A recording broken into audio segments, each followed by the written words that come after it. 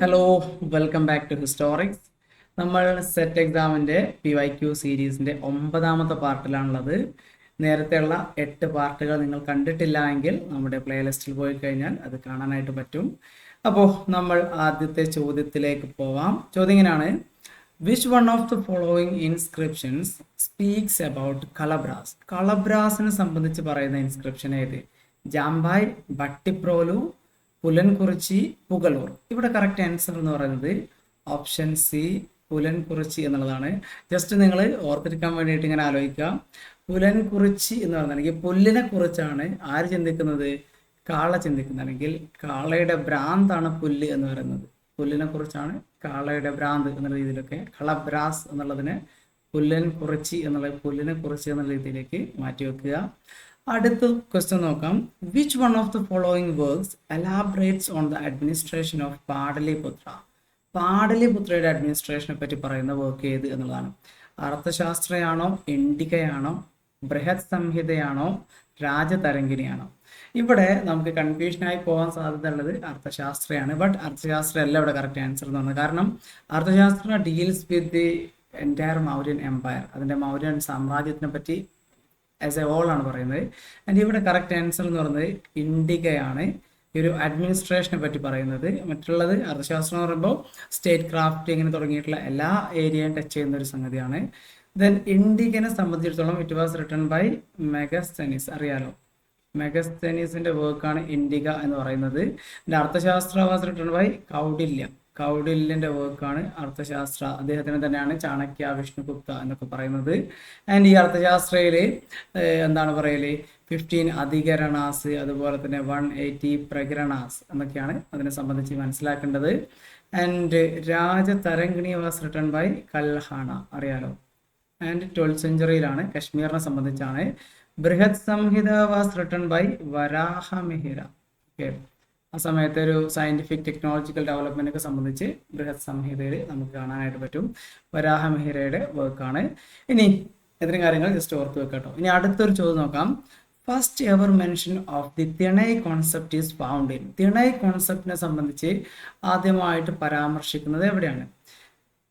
Pathittuppathu, then Pattuppattu, Tolkappiyam, Nannul. ഇവിടെ correct answer എന്ന് പറയുന്നത് ഓപ്ഷൻ സി, തൊൽക്കാപ്പിയം എന്നുള്ളതാണ്. എഗെയിൻ നിങ്ങൾക്ക് എന്ത് ചെയ്താൽ മതി, തിണൈ കോൺസെപ്റ്റിനെ സംബന്ധിച്ച് പറയുന്നത് തൊൽക്കാപ്പിയം അല്ലെ, ആ ഒരു ടി വെച്ചിട്ട് എന്ത് ചെയ്യുക, കണക്ട് ചെയ്യുക. തിണൈ എന്നുള്ളത് തൊൽക്കാപ്പിയത്തിലാണ് പറയുന്നത്, അല്ലെങ്കിൽ ആദ്യമായിട്ട് കാണുന്നത് തൊൽക്കാപ്പിയത്തിലാണ്. തൊൽക്കാപ്പിയം വാസ് റിട്ടൺ ബൈ തൊൽക്കാപ്പിയ, അറിയാലോ. തൊൽക്കാപ്പിയർ ആണ് ചെയ്തിട്ടുള്ളത്, തൊൽക്കാപ്പിയം എന്നുള്ള വർക്ക് എഴുതിയിട്ടുള്ളത്. ആൻഡ് ഈ തൊൽക്കാപ്പിയറിനെ സംബന്ധിച്ച് പറയുന്നത് he was a disciple of അഗസ്ത്യയുടെ ഒരു ഡിസൈപ്പിൾ ആയിരുന്നു തൊൽക്കാപ്പിയർ എന്ന് പറയുന്നത്. എന്തായാലും മറന്നു പോകണ്ട, ഇവിടെ തൊൽക്കാപ്പിയത്തിനകത്താണ് തിണൈനെ പറ്റി പറയുന്നത്. അടുത്ത ചോദ്യം നോക്കാം. Ptolemy was the author of the work, namely ഏത് വർക്കിന്റെ ഓതറാണ് ടോളമി? ഓക്കെ, നാച്ചുറൽ ഹിസ്റ്ററി ആണോ, ജിയോഗ്രഫി ആണോ, പെരിപ്ലസ് മാരിസ് എറിത്രി ആണോ, ട്രാവൽസ് ആണോ? ഇവിടെയും ചിലപ്പോൾ കൺഫ്യൂസ്ഡ് ആയി പോകാൻ സാധ്യതയുണ്ട്. എന്തായാലും കറക്റ്റ് ആൻസർ എന്ന് പറയുന്നത് ഓപ്ഷൻ ബി, ജിയോഗ്രഫി എന്നുള്ളതാണ്. സോ ഇത്രയും സിമ്പിളായിട്ട് നിങ്ങൾ ഇങ്ങനെ ആലോചിക്കാം. ടോളമി അല്ലേ, ടോളമീനെ നേരിട്ടുണ്ടായിരുന്നു, ഗലീലിയോ, ഇവരൊക്കെ എന്ന് വെച്ചാൽ ജിയോഗ്രഫി ആയിട്ട് ബന്ധപ്പെട്ടുള്ള കണക്ഷനുള്ള അല്ലെങ്കിൽ അതുമായിട്ട് ബന്ധപ്പെട്ടുള്ള ഡിസ്കവറീസ് നടത്തിയിട്ടുള്ള ആൾക്കാരാണ്. എന്തായാലും ടോളമി എന്നുള്ളത് നമ്മുടെ ഇവിടെ ഓതറാണ്. ആ ടോളമിയുടെ വർക്കാണ് ജിയോഗ്രഫി എന്ന് പറഞ്ഞത്. ഓർത്തിരിക്കാൻ വേണ്ടിയിട്ട് ടോളമീനെ സംബന്ധിച്ച് അദ്ദേഹത്തിന്റെ ജിയോഗ്രഫിക്കൽ കോൺട്രിബ്യൂഷൻ എന്ന രീതിയിൽ ഓർത്തു വെക്കുക. ദെൻ പ്ലിനി ആണ് ചെയ്തിട്ടുള്ളത് നാച്ചുറൽ ഹിസ്റ്ററി എഴുതിയിട്ടുള്ളത്. അതായത് പ്ലിനി ദ എൽഡർ എന്നാണ് നമുക്ക് പറയാറുള്ളത്. നിങ്ങൾ സിമ്പിളായിട്ട് എന്ത് ചെയ്യാം, പ്ലിനി ദ നാച്ചുറലിസ്റ്റ് എന്ന് ആലോചിക്കുക. അപ്പോൾ എന്ത് ചെയ്യാൻ പറ്റും, പ്ലിനി ആണ് നാച്ചുറൽ ഹിസ്റ്ററി എഴുതിയിട്ടുള്ളത് മനസ്സിലാക്കാൻ പറ്റും. ഇനി അടുത്തത് ഓപ്ഷൻ ഡി നിങ്ങൾക്ക് കാണാൻ പറ്റും, travels. Actually this is the travels of Marco Polo എന്നുള്ളതാണ്. അതിന് മാർക്കോപോളോ നിങ്ങൾക്ക് എല്ലാവർക്കും അറിയാം. അദ്ദേഹമാണ് ശരിക്കും ഈ ഒരു ഇന്ത്യനെ പറ്റിയിട്ടുള്ള വിവരങ്ങളൊക്കെ യൂറോപ്പിനേക്ക് എന്താണ് പറയല് ട്രാൻസ്ഫർ ചെയ്യുന്നത്, അല്ലെങ്കിൽ അവിടേക്ക് എത്തിക്കുന്നത്. അയാളുടെ വർക്കിൽ ഇൻസ്പയർ ചെയ്തിട്ടാണ് ചെയ്തിട്ടുള്ളത്. മറ്റുള്ള ഈവൻ വാസ്കോ ഡി ഗാമനെ പോലത്തെ ആൾക്കാരൊക്കെ ഇന്ത്യയിലേക്ക് വന്നിട്ടുള്ളത്. എന്തായാലും ട്രാവൽസ് ഓഫ് മാർക്കോപോളോ, ജസ്റ്റ് ആലോചിക്കുക, പോളോ കാറിൽ എന്ത് ചെയ്തു, ട്രാവൽ ചെയ്തു എന്നുള്ള ഇതിൽ. കാറിലൊന്നല്ല, ബട്ട് നമ്മൾ എന്ത് ചെയ്യുക, പഠിക്കാൻ വേണ്ടി ആലോചിക്കുക. ട്രാവൽസ് ഓഫ് മാർക്കോപോളോ എന്നുള്ളതാണ് വർക്കിന്റെ പേര്. സോ മാർക്കോപോളോയുടെ വർക്ക് സിംപ്ലി ട്രാവൽസ് ആണെന്നുള്ളത് ഓർത്ത് വെക്കുക. ദെൻ പെരിപ്ലസിന്റെ ഓതറിനെ നമുക്ക് അറിയില്ല, അൺനോൺ ഓതറാണ്. ഇനി അടുത്തൊരു ചോദ്യം നോക്കാം. The puzzle about the Satyaputras was settled by? ആരാണ് ഈ സത്യപുത്രാസിനെ സംബന്ധിച്ചുള്ള പസിൽ സെറ്റിൽ ചെയ്തത്? കാരണം വെച്ചാൽ അശോകൻ ഇൻസ്ക്രിപ്ഷനകത്ത് സത്യപുത്രാസ് എന്ന് പറയുന്നുണ്ട്, പക്ഷെ ആരാണ് ഈ സത്യപുത്ര എന്നുള്ളതിനെ പറ്റിയൊരു ക്ലാരിറ്റി ഇല്ലായിരുന്നു എന്നുള്ളതാണ്. അതിന്റെ കറക്റ്റ് ആൻസർ നോക്കാം. ജാംബ ഇൻസ്ക്രിപ്ഷൻ ആണോ, ദെൻ പില്ലിയാർപട്ടി ഇൻസ്ക്രിപ്ഷൻ ആണോ, അണ്ണാമല ഇൻസ്ക്രിപ്ഷൻ ആണോ, തിരുനന്തികരൈ ഇൻസ്ക്രിപ്ഷൻ ആണോ? ഇവിടെ കറക്റ്റ് ആൻസർ എന്ന് പറയുന്നത് ഓപ്ഷൻ എ, ജാംബൈ ഇൻസ്ക്രിപ്ഷൻ എന്നുള്ളതാണ്. ഇത്രയും ആലോചിക്കുക. ഈ സത്യപുത്രാസ് ആരാണ് എന്നുള്ളത് കണ്ടെത്താതെ ഇങ്ങനെ ഇരിക്കുന്ന സമയത്ത് ചരിത്രത്തിൽ ഒരു കിട്ടിയ ഒരു വഴിത്തിരിവ്, ഒരു ജമ്പായിരുന്നു. ഓക്കെ, അങ്ങനെ ആലോചിക്കുക. ഒരു ജമ്പ് ആയിരുന്നു എന്ത് സത്യപുത്രാസിനെ സംബന്ധിച്ച് ഈ ഒരു ജാംബായ് ഇൻസ്ക്രിപ്ഷനിൽ നമുക്ക് കിട്ടിയ വിവരം എന്നാണ്. സോ ഒരു വലിയൊരു ജമ്പ് സംഭവിച്ചു ചരിത്രത്തിൽ എന്നുള്ള രീതിയിലൊക്കെ കണക്ട് ചെയ്ത് വെക്കുക. ഇനി അടുത്തതാണ്, who was called the slave of the slave king? അതായത് അടിമയുടെ അടിമ എന്നറിയപ്പെടുന്ന ഭരണാധികാരി ആര്? കുത്തബുദ്ദീൻ ഐബക്ക് ആണോ, ഇൽത്തുമിഷ് ആണോ, ഫിറോസ് ഷാ തുഗ്ലക് ആണോ, ഗിയാസുദ്ദീൻ ബാൽബൻ ആണോ? ഇവിടുത്തെ കറക്റ്റ് ആൻസർ എന്ന് പറയുന്നത് നമുക്കറിയാം, സ്ലേവ് ഡൈനാസ്റ്റി എന്ന് പറയുന്നത് അതിനെ തന്നെ നമ്മൾ മാമലുക് ഡൈനാസ്റ്റി, ഇൽബാരി ഡൈനാസ്റ്റി എന്നൊക്കെ അറിയപ്പെടുന്നുണ്ട്. ആൻഡ് ആ ഡൈനാസ്റ്റിക്ക് ആ ഒരു പേര് കിട്ടാൻ കാരണം തന്നെ അതിലുള്ള മിക്ക റൂളേഴ്സും എന്തായിരുന്നു, സ്ലേവ് ആയിരുന്നു എന്നുള്ളതാണ്. പലപ്പോഴും ഭരണാധികാരി ആവുന്നതിന് മുന്നേ ആയിരിക്കും അവർ സ്ലേവ് ആയിട്ടുണ്ടായിരുന്നത്, അതിനുശേഷം അവർക്ക് മോചനം കിട്ടിയിട്ടായിരിക്കും പിന്നെ ഭരണാധികാരിക്കാവുന്നത്. എനിവേസ് അവരൊരു സമയത്ത് ജീവിതത്തിൽ ഒരു അടിമയായിട്ടുള്ള ആൾക്കാരായിരുന്നു എന്നുള്ളതാണ്. എന്തായാലും ഇവിടുത്തെ ശരി ഉത്തരം നോക്കാം. കുത്തുബുദ്ദീൻ ഐബക്ക് ആണോ, ഇൽത്തുമിഷ് ആണോ, ഫിറോസ് ഷാ തുഗ്ലക് ആണോ, ദെൻ ഗിയാസുദ്ദീൻ ബാൽബൻ ആണോ? കറക്റ്റ് ആൻസർ എന്ന് പറയുന്നത് ഓപ്ഷൻ ബി, ഇൽത്തുമിഷ് എന്നുള്ളതാണ്. ഇൽത്തുമിഷ് നമുക്ക് എല്ലാവർക്കും അറിയാം, അദ്ദേഹത്തിന്റെ പൂർവ്വകാലത്ത് he was the slave of Qutbuddin Aibak. And ഐബക്കിനെ നമുക്ക് എല്ലാവർക്കും അറിയാം, Aibak himself was a slave of Muhammad Ghor, അല്ലെങ്കിൽ ഗോറിയുടെ ഒരു സ്ലേവ് ആയിരുന്നു ആര്, കുത്തുബുദ്ദീൻ ഐബക്ക് എന്ന് പറഞ്ഞത്. ആ ഐബക്കിന്റെ സ്ലേവ് ആയിരുന്നു ഇൽത്തുമിഷ് എന്ന് പറയുന്നത്. എന്തായാലും അതുകൊണ്ടാണ് slave of the slave king എന്ന് അറിയപ്പെടുന്നത്. അടുത്തത് നോക്കാം, name the governor whom Balban chastised at Lakhnauti? ഇത് ലക്നൌട്ടിയില് ബാൽബൻ എന്താണ് പറയല്, സിവിയർലി പണിഷ് ചെയ്തിട്ടുള്ള ആൾ ആര്?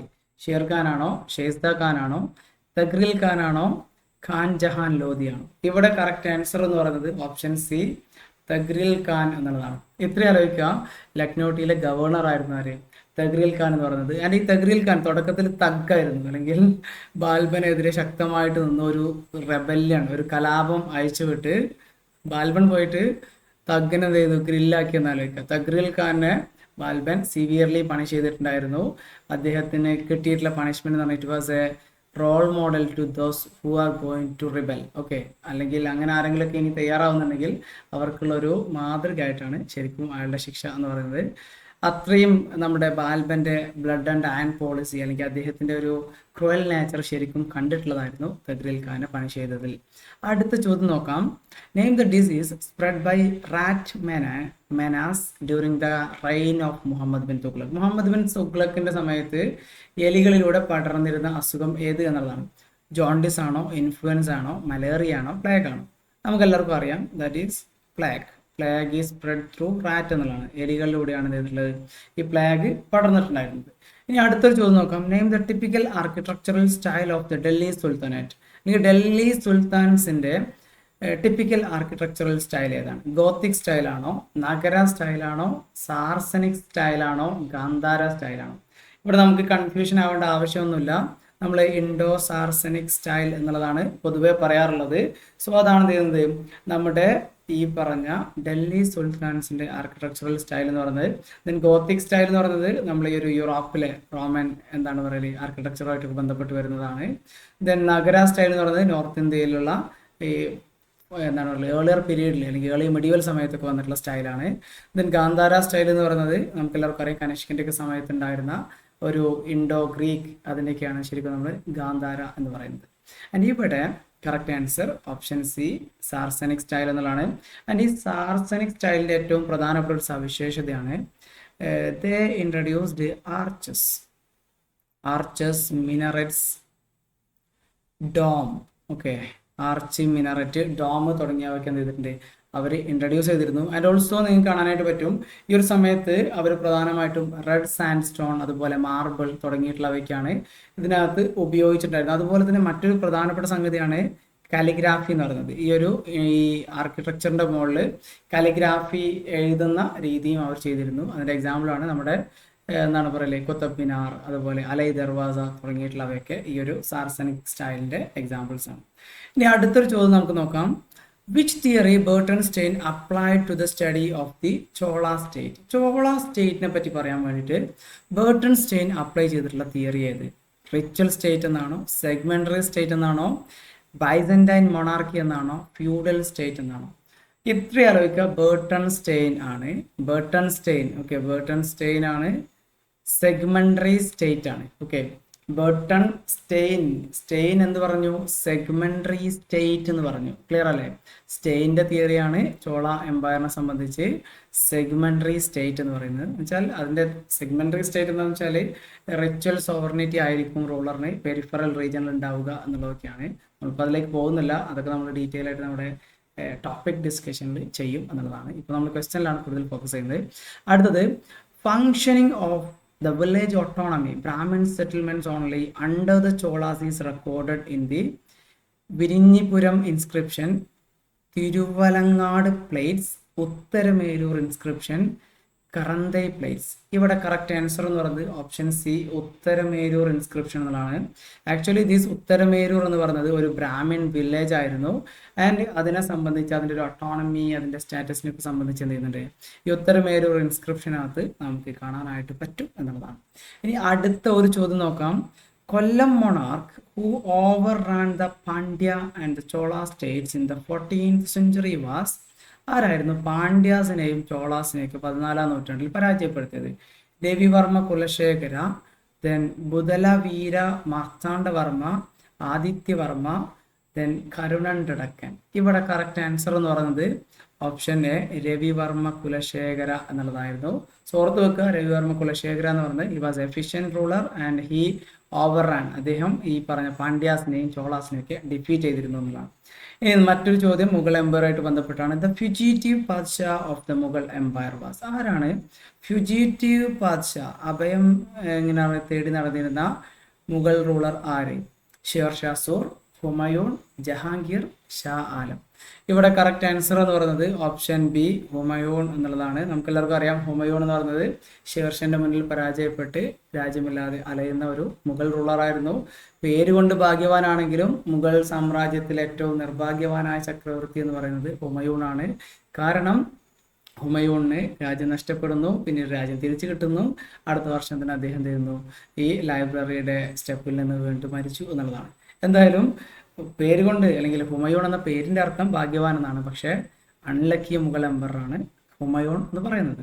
അടുത്ത ചോദ്യം നോക്കാം. The minister who carried out extensive land revenue reforms under Akbar the great was? അതായത് അക്ബറിന്റെ കീഴിൽ ഒരുപാട് ലാൻഡ് റവന്യൂ റിഫോംസ് ഒക്കെ നടത്തിയിരുന്ന അക്ബറിന്റെ മിനിസ്റ്റർ, എസ്പെഷ്യലി അദ്ദേഹത്തിന്റെ ഫൈനാൻസ് മിനിസ്റ്റർ ആരെന്നുള്ളതാണ്. രാജ മാൻസിംഗ് ആയിരുന്നോ, രാജ രഞ്ജിത് സിംഗ് ആയിരുന്നോ, രാജ ഭഗ്വൻ ദാസ് ആയിരുന്നോ, രാജ തോഡർമാൾ ആയിരുന്നു? കറക്റ്റ് ആൻസർ എന്ന് പറയുന്നത് ഓപ്ഷൻ ഡി, രാജ തോഡർമാൾ എന്നുള്ളതാണ്.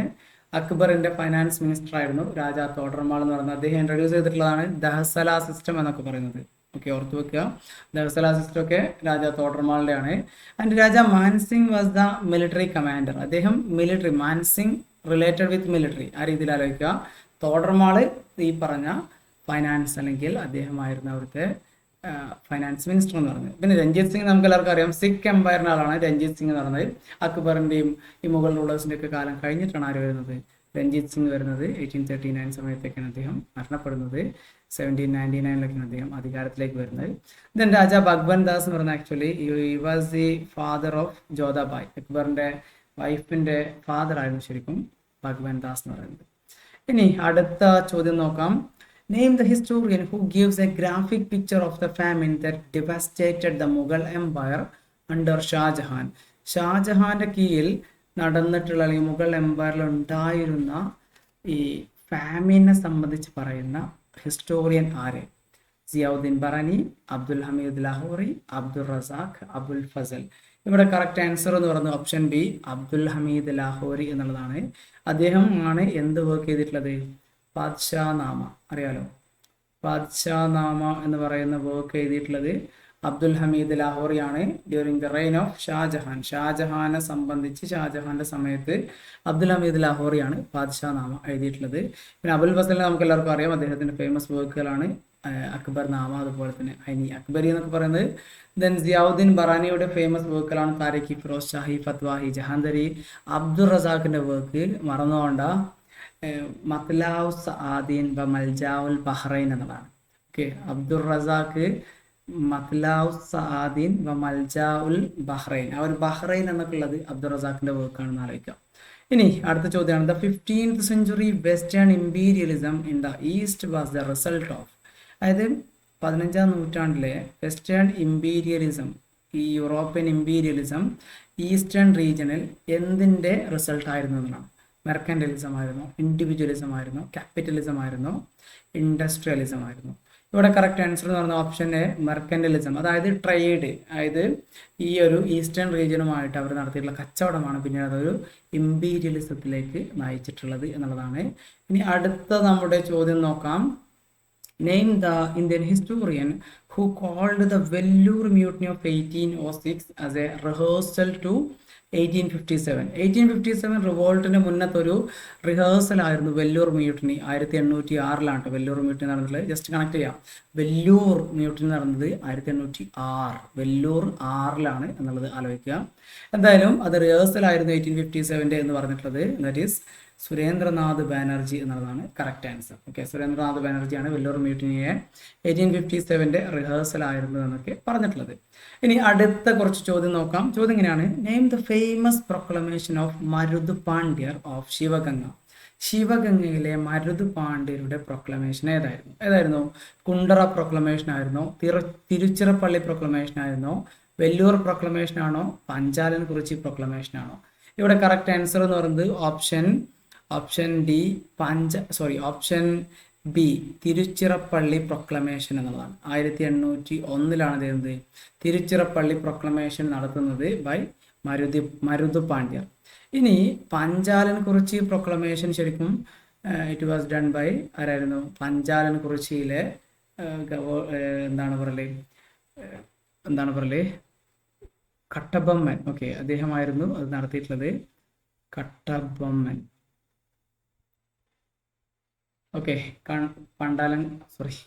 പഞ്ചാലൻ കുറിച്ചിയിൽ കട്ടബൊമ്മനായിരുന്നു എന്ത് ചെയ്തിട്ടുള്ളത്, ഒരു പ്രൊക്ലമേഷൻ നടത്തിയിട്ടുണ്ടായിരുന്നു. പിന്നെ കുണ്ട്ര പ്രൊക്ലമേഷൻ നമുക്ക് എല്ലാവർക്കും അറിയാം, 1809 വേലുത്തമ്പി ദളവയാണ്. വെല്ലൂർ പ്രൊക്ലമേഷൻ അല്ല, വെല്ലൂർ മ്യൂട്ടിനി 1806 വരുന്നത്. ഓക്കെ, ഇനി അടുത്ത ചോദ്യം നോക്കാം. The impeachment proceedings against Lord Warren Hastings initiated in the British parliament were due to Raja Ranjit Singh affair, Nandakumar case, Philip Francis issue, then peon judge affair. ഇവിടെ കറക്റ്റ് ആൻസർ എന്ന് പറയുന്നത് ഓപ്ഷൻ ബി നന്ദകുമാർ കേസ് എന്നുള്ളതാണ്. ഈ വാറൻ ഹേസ്റ്റിംഗ്സ് പിന്നീട് impeach ചെയ്യപ്പെട്ടിട്ടുണ്ട്. അതിന്റെ കാരണം എന്ന് പറയുന്നത് നന്ദകുമാറിനെ എക്സിക്യൂട്ട് ചെയ്തു എന്നുള്ളതാണ്. അതായിരുന്നു ഒരു പ്രധാന കാരണം എന്ന് വെച്ചാൽ. എന്തെന്ന് വെച്ചാൽ നന്ദകുമാർ എന്ത് ചെയ്യാണ്, വാറൻ ഹേസ്റ്റിങ്സിനെതിരെ ബ്രൈബ് ആരോപിക്കുന്നു.